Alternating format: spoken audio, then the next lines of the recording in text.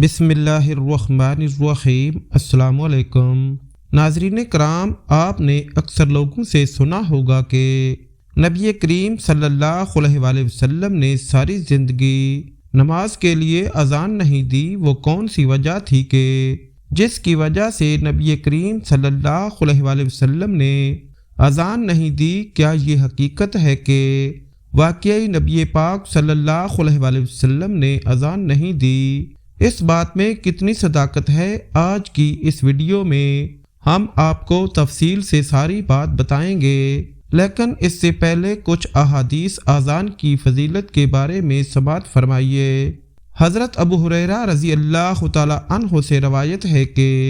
رسول اللہ صلی اللہ علیہ وآلہ وسلم نے ارشاد فرمایا، مؤذن کے گناہ وہاں تک معاف کر دیے جاتے ہیں جہاں تک اس کی آواز پہنچتی ہے، یعنی اگر اتنی مسافت تک کی جگہ اس کے گناہوں سے بھر جائے تو بھی وہ سب گناہ معاف کر دیے جاتے ہیں۔ جانداروں بے جان جو مؤذن کی آواز سنتے ہیں وہ سب قیامت کے دن اس کے لیے گواہی دیں گے۔ مؤذن کی آواز پر نماز میں آنے والے کے لیے 25 نمازوں کا ثواب لکھ دیا جاتا ہے، اور ایک نماز سے پچھلی نماز تک کے درمیانی اوقات کے گناہ معاف کر دیے جاتے ہیں۔ حضرت عبداللہ بن عمر رضی اللہ عنہما سے روایت ہے کہ رسول اللہ صلی اللہ علیہ وآلہ وسلم نے ارشاد فرمایا، مؤذن کی آواز جہاں جہاں تک پہنچتی ہے وہاں تک اس کی مغفرت کر دی جاتی ہے۔ ہر جاندار اور بے جان جو اس کی اذان کو سنتے ہیں اس کے لیے مغفرت کی دعا کرتے ہیں۔ ایک روایت میں ہے کہ ہر جاندار اور بے جان اس کی اذان کا جواب دیتے ہیں۔ حضرت ابو ساسا رضی اللہ عنہ فرماتے ہیں کہ حضرت ابو سعید رضی اللہ عنہ نے جب تم جنگلات میں ہوا کرو تو بلند آواز سے اذان دیا کرو، کیونکہ میں نے رسول اللہ صلی اللہ علیہ وآلہ وسلم کو یہ ارشاد فرماتے ہوئے سنا، مؤذن کی آواز کو جو درخت، مٹی کے ٹیلے، پتھر، جن اور انسان سنتے ہیں وہ سب قیامت کے دن مؤذن کے لیے گواہی دیں گے۔ حضرت برا بن عازب رضی اللہ عنہما سے روایت ہے کہ رسول اللہ صلی اللہ علیہ وآلہ وسلم نے ارشاد فرمایا، بلا شبہ اللہ تعالیٰ اگلی صف والوں پر رحمت بھیجتے ہیں، فرشتے ان کے لیے دعائے رحمت کرتے ہیں اور مؤذن کے اتنے ہی زیادہ گناہ معاف کیے جاتے ہیں جتنی حد تک وہ اپنی آواز بلند کرے۔ جو جانداروں بے جان اس کی اذان کو سنتے ہیں، اس کی تصدیق کرتے ہیں، اور مؤذن کو ان تمام نمازیوں کے برابر اجر ملتا ہے جنہوں نے اس کے ساتھ نماز پڑھی۔ حضرت عبداللہ بن عمر رضی اللہ عنہما سے روایت ہے کہ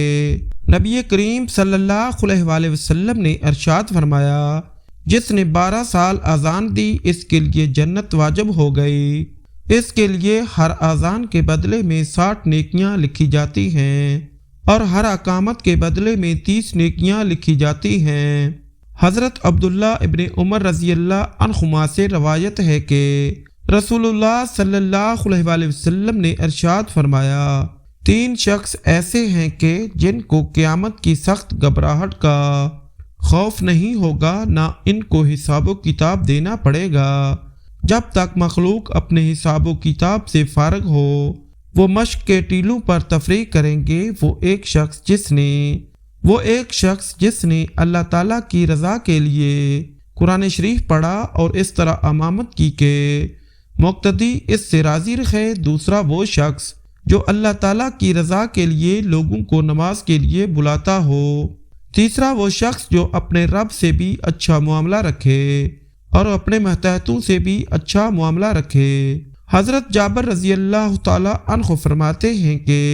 میں نے رسول اللہ صلی اللہ علیہ وآلہ وسلم کو یہ ارشاد فرماتے ہوئے سنا، شیطان جب نماز کے لیے اذان سنتا ہے تو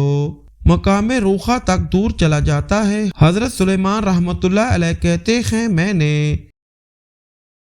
حضرت جابر رضی اللہ عنہ سے مقام روخا کے بارے میں پوچھا تو انہوں نے فرمایا کہ یہ مدینہ سے 36 میل دور ہے۔ حضرت ابو ہریرہ رضی اللہ تعالی عنہ سے روایت ہے کہ نبی کریم صلی اللہ علیہ وآلہ وسلم نے ارشاد فرمایا، جب نماز کے لیے اذان دی جاتی ہے تو شیطان بآواز ہوا خارج کرتا ہوا پیٹھ پھیر کر بھاگ جاتا ہے تاکہ اذان نہ سنے، پھر جب اذان ختم ہو جاتی ہے تو واپس آ جاتا ہے، جب اقامت کہی جاتی ہے تو پھر بھاگ جاتا ہے، اور اقامت پوری ہونے کے بعد پھر واپس آ جاتا ہے تاکہ نمازی کے دل میں وسوسہ ڈالے۔ چنانچہ نمازی سے کہتا ہے، یہ بات یاد کر اور یہ بات یاد کر، ایسی ایسی باتیں یاد دلاتا ہے جو باتیں نمازی کو نماز سے پہلے یاد نہ تھیں، یہاں تک کہ نمازی کو یہ بھی خیال نہیں رہتا کتنی رکعتیں ہوئی ہیں۔ حضرت ابو ہریرہ رضی اللہ تعالی عنہ روایت کرتے ہیں کہ رسول اللہ صلی اللہ علیہ وآلہ وسلم نے ارشاد فرمایا، اگر لوگوں کو اذان اور پہلی صف کا ثواب معلوم ہو جاتا اور انہیں اذان اور پہلی صف قرآن اندازی کے بغیر حاصل نہ ہوتی تو وہ ضرور قرآن اندازی کرتے۔ حضرت ابو ہریرہ رضی اللہ تعالی عنہ سے روایت ہے کہ ہم رسول اللہ صلی اللہ علیہ وآلہ وسلم کے ساتھ تھے، حضرت بلال رضی اللہ عنہ اذان دینے کھڑے ہوئے، جب اذان دے چکے تو رسول اللہ صلی اللہ علیہ وآلہ وسلم نے ارشاد فرمایا، جو شخص یقین کے ساتھ ان جیسے کلمات کہتا ہے جو مؤذن نے اذان میں کہے وہ جنت میں داخل ہوگا۔ حضرت عبداللہ بن عمر رضی اللہ عنہما فرماتے ہیں کہ ایک شخص نے عرض کیا، یا رسول اللہ صلی اللہ علیہ وآلہ وسلم، اذان کہنے والے ہم سے اجر و ثواب میں بڑے ہوئے ہیں، کیا کوئی ایسا عمل ہے کہ ہمیں بھی اذان دینے والی فضیلت مل جائے؟ رسول اللہ صلی اللہ علیہ وآلہ وسلم نے ارشاد فرمایا، وہی کلمات کہا کرو جو مؤذن کہتے ہیں، پھر جب تم اذان کا جواب دے چکو تو دعا مانگو، جو مانگو گے وہ دیا جائے گا۔ ناظرین کرام، آخر میں ہم آپ کو بتاتے چلیں کہ آیا واقعی نبی پاک صلی اللہ علیہ وآلہ وسلم نے ساری زندگی اذان نہیں دی؟ اس کی کیا وجہ ہے؟ آئیے سماعت فرمائیں۔ واضح رہے کہ آپ صلی اللہ علیہ وآلہ وسلم سے نفس اذان تو قطعی طور پر ثابت ہے، اس میں کسی کا کوئی اختلاف نہیں، اس لیے کہ سنن ابو داؤد اور جامع ترمذی میں روایت ہے کہ حضرت حسن رضی اللہ عنہ کی ولادت کے وقت نبی کریم صلی اللہ علیہ وآلہ وسلم نے ان کے کان میں اذان دی تھی۔ باقی آپ صلی اللہ علیہ وآلہ وسلم سے نماز کے لیے اذان دینا ثابت ہے، باقی آپ صلی اللہ علیہ وآلہ وسلم سے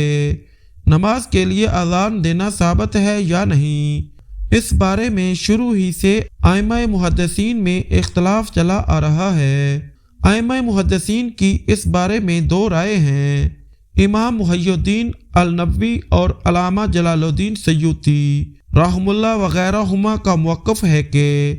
نبی کریم صلی اللہ علیہ وآلہ وسلم سے اپنی حیات مبارکہ میں دوران سفر نماز کے لیے ایک مرتبہ اذان دینا ثابت ہے۔ ان حضرات کا استداد لال و ماخذ جامع ترمذی میں حضرت یعلا بن مرہ الثقفی کی روایت ہے۔ حضرت علامہ ابن حجر العسقلانی، علامہ زرقانی، علامہ ابن حجر العسقلانی اور اسی طرح علامہ سہیل رحمۃ اللہ علیہم، یہ حضرات ترک مباشرت الاذان یعنی نبی کریم صلی اللہ علیہ وآلہ وسلم سے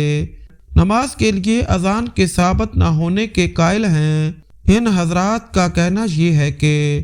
ترک مباشرت الاذان کا مسئلہ نبی کریم صلی اللہ علیہ وآلہ وسلم کے خصائص میں سے ہے، لہٰذا اب یہ اشکال کہ یہ بات ناممکن ہے کہ نبی کریم صلی اللہ علیہ وآلہ وسلم نے ایک کام کرنے کا حکم فرمایا ہو اور خود ایک مرتبہ بھی اس پر عمل کر کے نہ دکھایا ہو، باقی نہیں رہتا۔ خلاصہ یہ ہے کہ نومولود بچے کے کان میں اذان دینا نبی کریم صلی اللہ علیہ وآلہ وسلم سے قطعی طور پر ثابت ہے، باقی نبی کریم صلی اللہ علیہ وآلہ وسلم سے نماز کے لیے اذان دینے کے بارے میں محدثین کے مابین اختلاف ہے۔ نیز الامام المحدث الفقی مولانا عبد الحی لکھنوی علیہ رحمت نے اپنے ایک رسالہ بنام خیر الخبر فی اذان خیر البشر میں ائمہ محدثین کے درمیان اختلاف ذکر کرنے کے بعد تحریر فرمایا کہ ابھی تک اس بارے میں کسی نے کوئی اختلاف رائے قائم نہیں کی، لہٰذا ہمیں بھی اس بارے میں توقف ہی اختیار کرنا چاہیے۔ نیز مولانا عبدالحی لکھنوی رحمۃ اللہ علیہ نے اپنے اسی رسالہ میں ترک مباشرت الاذان بنفس نفیس اذان نہ دینے کی چند وجوہات ذکر کی ہیں، جن میں زیادہ صحیح اور قوی وجہ یہ لکھی ہے کہ نبی کریم صلی اللہ علیہ وآلہ وسلم کے اذان نہ دینے میں در حقیقت خلفائے راشدین کے مشقت میں پڑنے اور احکام شرعیہ میں خلل واقع ہونے کے اندیشے سے بچنا تھا۔ وہ اس طرح کے نبی کریم صلی اللہ علیہ وآلہ وسلم جب بھی کوئی کام شروع فرماتے تو پھر اس پر مواظبت اور مدامت اختیار فرماتے، جبکہ مسرب رسالت اور احکام شرعیہ مثلا کفار سے قتال، لوگوں کے درمیان فیصلے وغیرہ جیسی بڑی ذمہ داری انجام دینی تھی جو اذان سے زیادہ اہم اور ضروری تھی۔ اگر نبی کریم صلی اللہ علیہ وآلہ وسلم اذان دیتے اور اس میں مواظبت فرماتے تو اس طرح نبی کریم صلی اللہ علیہ وآلہ وسلم کی اتباع میں خلفائے راشدین کو بھی مواظبت کرنی پڑتی، جس کی بنا پر دوسرے اہم امور میں خلل واقع ہونے کا اندیشہ تھا۔ اس لیے آپ صلی اللہ علیہ وآلہ وسلم نے اذان نہیں دی۔